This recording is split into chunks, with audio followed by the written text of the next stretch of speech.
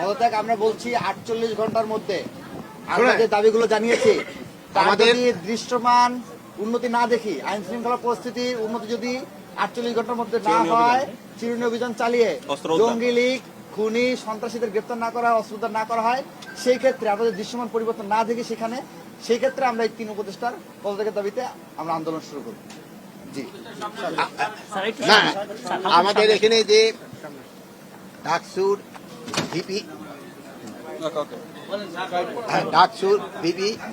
আমাদের যে ছোট ভাই কায়েম যে কথা বলছে তার প্রতিটা দাবি যৌক্তিক। আমরা এই দাবিগুলি এর আগেও আমরা কিছু কিছু আপনাদের সামনে বলছি যে আমরা এবার গতকালকে মিটিং এর পরে বলেছি যে এইগুলি আমাদের আরো বেগবান করতে হবে এবং তাদের এই যৌক্তিক দাবিগুলি আমরা অবশ্যই করব। এবং এই আরেকটা জিনিস হলো আমাদের ওসমান হাদি ভাই এখন যে অসুস্থ, আপনারা তার জন্য একটু দোয়া করবেন, ওই যেন এনি যেন আবার সুস্থ হয়ে আমাদের মাঝে ফিরে আসতে পারে। এই জন্য আমি আপনাদের সবাই দোয়া কামনা। কূটনৈতিক সম্পর্ক পুনর্বিবেচনা করতে হবে। অভিযুক্তদের ফেরত না দেওয়ার পূর্ব পর্যন্ত কূটনৈতিক সম্পর্ক স্বাভাবিক করা যাবে না।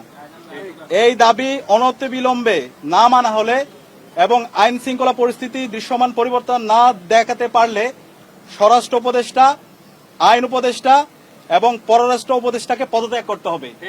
এই 3 দফা দাবি আমরা জানিয়েছি এবং একই সাথে আমরা গতকাল থেকে বাংলাদেশের সকল ছাত্র সংগঠন, সিভিল সোসাইটি, সাংবাদিক এবং জুলাইয়ে যে সমস্ত সংগঠনগুলো তৈরি হয়েছে, জুলাইয়ের যারা আমাদের সহযোদ্ধা ছিল, আমরা সবার সাথে গতকাল থেকে যোগাযোগ করছি, মিটিং করছি।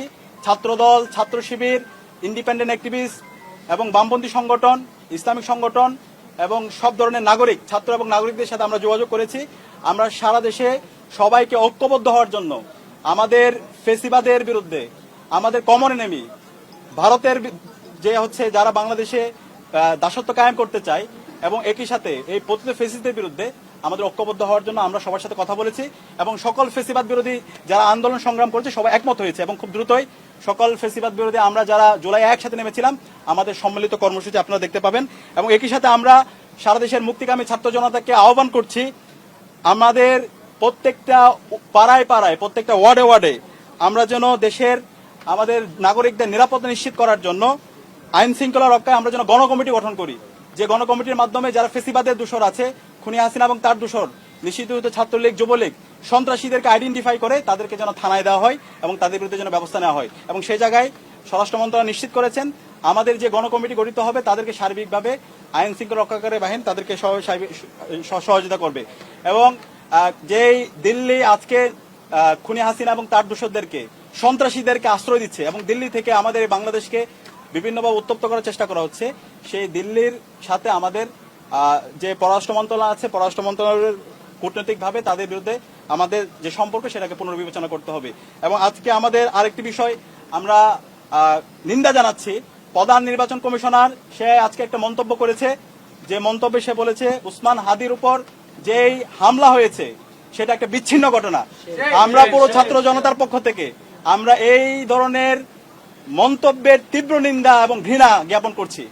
আমরা দ্রুত অনুরোধ করব প্রধান নির্বাচন কমিশনারকে, আপনি দ্রুত আপনার এই বক্তব্য প্রত্যাহার করেন এবং সেটার জন্য জাতির কাছে ক্ষমা চেয়ে আপনার জায়গা থেকে আপনি দায়িত্বশীল আচরণ করেন।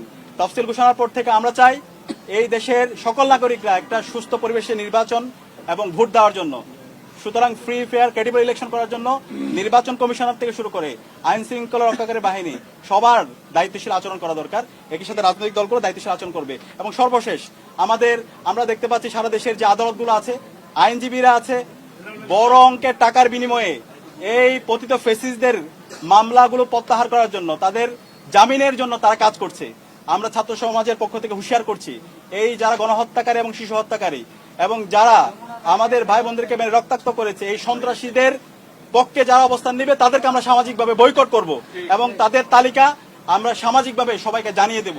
এই জায়গায় এই অপরাধীদের বিচারের প্রশ্নে, খুনি হাসিনার বিচারের প্রশ্নে, নিষিদ্ধ ঘোষিত ছাত্রলীগ, যুবলীগ, আওয়ামী লীগের বিচারের প্রশ্নে এবং এই দিল্লির দাসত্বের বিরুদ্ধে আমাদের একটা জাতীয় ঐক্যমত দরকার।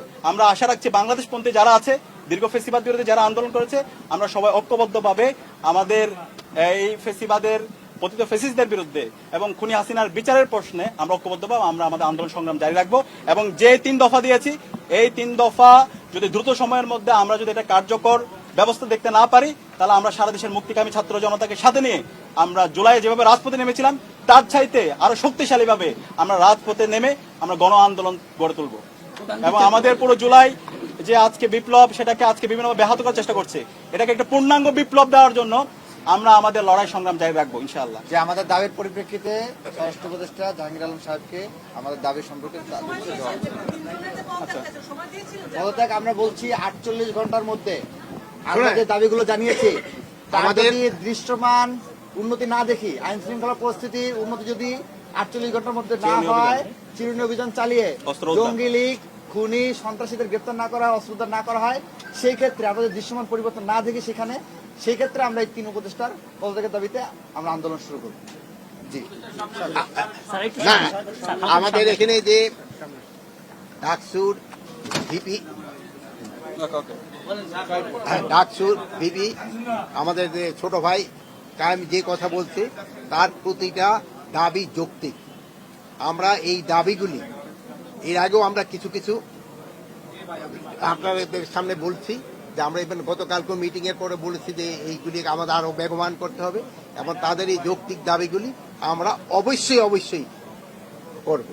এবং এই আরেকটা জিনিস হলো আমাদের ওসমান হাদি ভাই এখন যে অসুস্থ, আপনারা তার জন্য একটু দোয়া করবেন, ওই যেন এনি যেন আবার সুস্থ হয়ে আমাদের মাঝে ফিরে আসতে পারে। এই জন্য আমি আপনাদের সবাই দোয়া কামনা করি। এইগুলির ক্ষেত্রে আমরা পরে কথা বলে আমরা 3টা এইটাই এখন স্যার মানুষ জানতে চাচ্ছে স্যার খুনিরা কি দেশে আছে নাকি স্যার বিদেশে পালিয়ে গেছে স্যার, মানুষ স্যার আপনার মুখে জানতে চাচ্ছে। সবকিছু তো এখানে বলা যাবে না। ঠিক আছে, আপনাদের সবাইকে ধন্যবাদ। আমরা আমাদের দাবিগুলো প্রেস গ্রুপে দিয়ে দিব এবং ওইখান থেকে আপনারা বিস্তারিত পেয়ে যাবেন। ধন্যবাদ।